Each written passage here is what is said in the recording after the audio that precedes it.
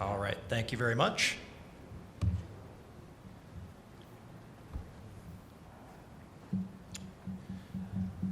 All right, good afternoon, everyone. Thank you very much. We really appreciate being invited to speak here today. I'm Dan King with the CP Tech Center. I'll be here to provide an update on some of the what we've been up to and some things specifically with regards to concrete pavement preservation for you. I will start off by mentioning, if you're not familiar with our center, we are based at Iowa State University. And being part of an academic institution, obviously we do a lot of research on all kinds of topics related to concrete pavements. But the real core of our mission is technology transfer-based research and solutions to help make concrete pavements better and to help all practitioners, no matter where you fall in the spectrum of a concrete pavement, whether you're involved in the design or construction of the pavement, or if you're involved with managing that asset down the line and you're looking for guidance and best practices and solutions for new types of technologies to implement on your pavements.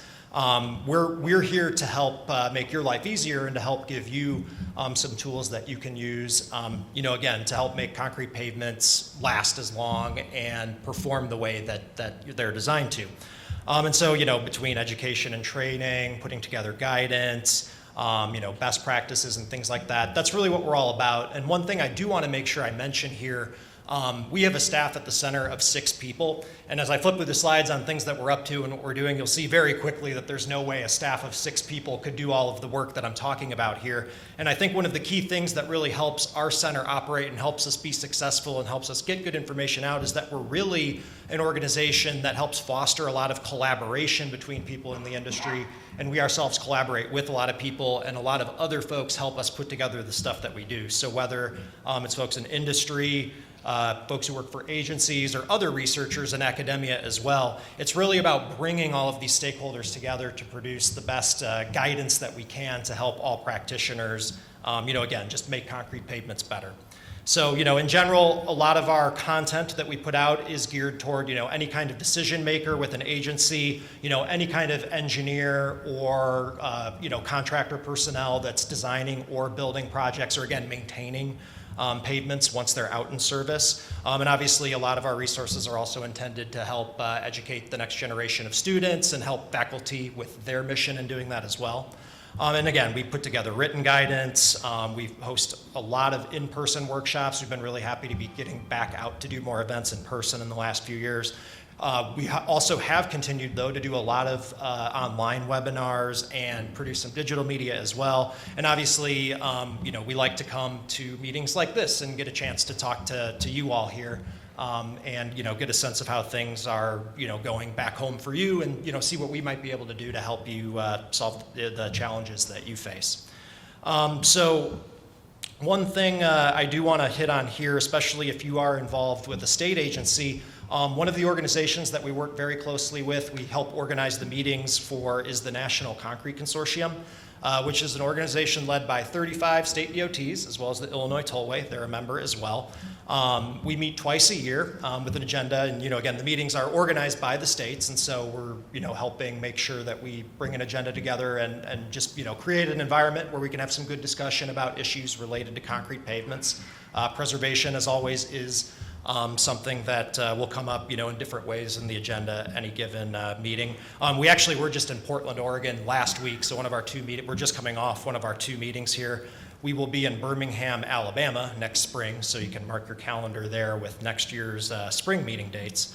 But the main reason I wanted to bring this up, again, if you are with a state agency, through the National Concrete Consortium, we do offer in-person workshops and training opportunities to all of the participating states. So again, if you are one of the states here highlighted in blue, you're a member of NC Squared, and so you have the opportunity to have one of these in-person training workshops done. And I do specifically want to point out that, lost the, let's see, this one working still? Sounds like it. So one of the things I did want to point out specifically is that concrete preservation is one of the workshops that we offer. And I know that the state agency representatives that attend NC Squared tend to be the concrete pavements or concrete materials engineers for the given states that are members.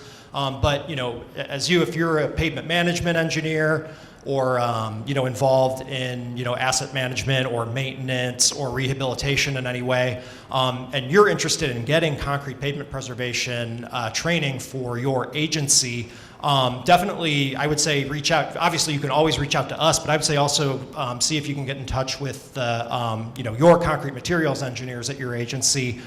This may be an opportunity that is available for you in the future. So that is one of the things I wanted to make sure to highlight here as part of our CP Tech Center update.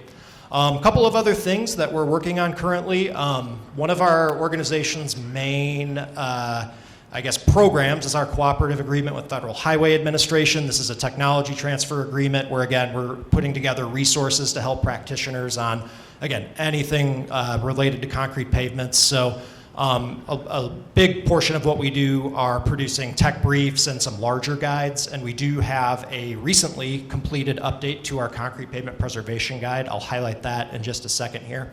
But a couple of other things that are kind of new and emergent topics in the realm of concrete pavements that we will be putting some more resources out in the near future. We have some new test methods for our performance engineered mixtures program. I'll get to that a little bit later.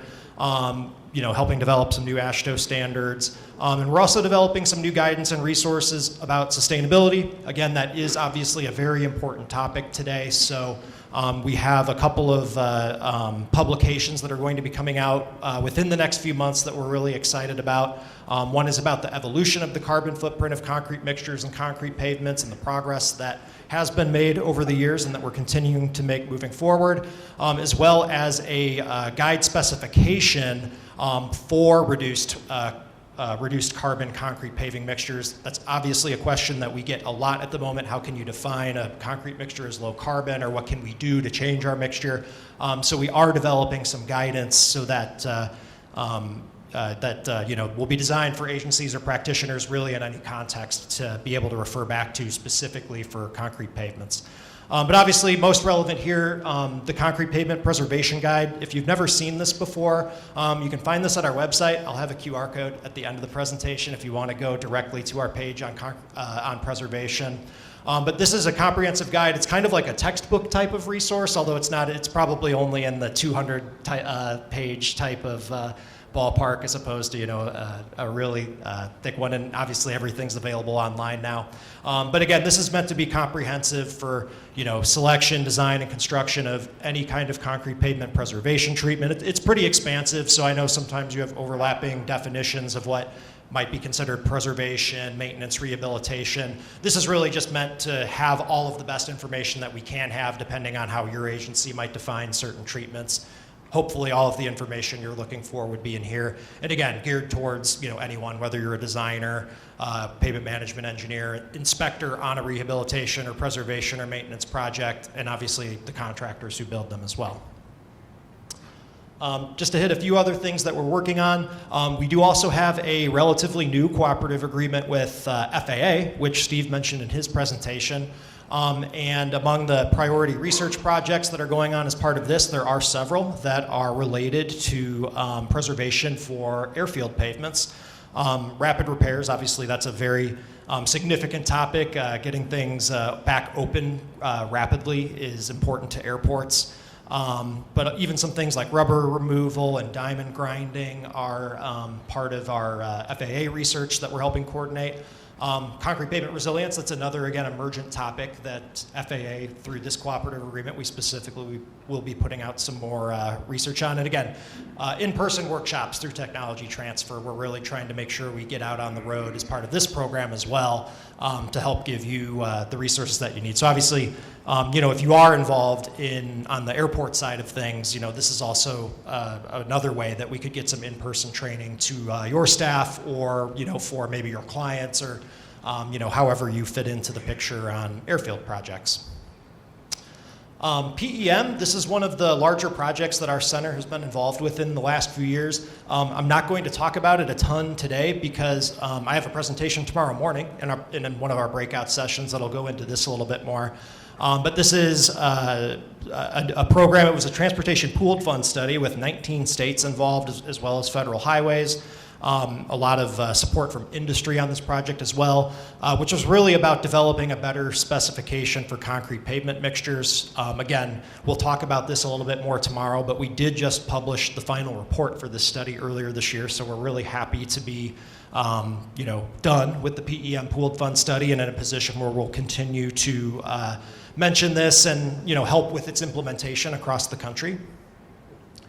And really what's coming next in this realm, kind of moving beyond PEM, we have a new pooled fund study that is, I think it's it's in the solicitation phase right now, but it's more or less already ready to start. Although we are taking we are continuing to accept more states if they want to join the new pooled fund. So if this sounds something like you would be interested in at all, let me know. But where PEM was really focused on concrete pavement mix design, our new pooled fund study, which we're calling performance-centered concrete construction, is really looking at the way that the construction process interacts with our concrete materials and mixtures, and the way that the construction process affects our ultimate result, the slab that we get when we build a concrete pavement. So some of the different things we'll be looking at here are tools that might be able to help us monitor the mixture. So, we can design the best, concrete mix that we think we can have at a batch plant, but, we know that there are many things that can still happen to that mix between when it leaves the plant and when it gets to the grade and, when it hits the paving machine. So, additional tools to monitor the mixture, ensure the delivery of quality concrete. We're really interested in seeing if we can start developing feedback loop approaches using maybe some of these newer test methods. So, when we do sense that something is changing out at the grade, we might be able to make much faster adjustments and maybe communicate directly between the paving machine and the plant to help make those types of adjustments. And again, as with everything and with a lot of what PEM was about, continue to assist agencies, in improving their specifications so that to help ensure quality, in all aspects of the concrete paving process. Last slide here. Just wanted to take one more moment, and here's that other QR code I mentioned. We do have a page on our website, cptechcenter.org, dedicated to all of the resources that we have for concrete pavement preservation. So this is where you can find that concrete pavement preservation guide that I mentioned, as well as a lot of our tech briefs, and there's a couple webinars and videos. This page is where everything related to preservation is just organized in one spot. So just wanted to make sure we had a link there. You can also go to, in our ribbon on our website, if you go to topics, that's the other place that you can find this page. So with that, thanks again for having us here today, and looking forward to being here for the rest of the conference.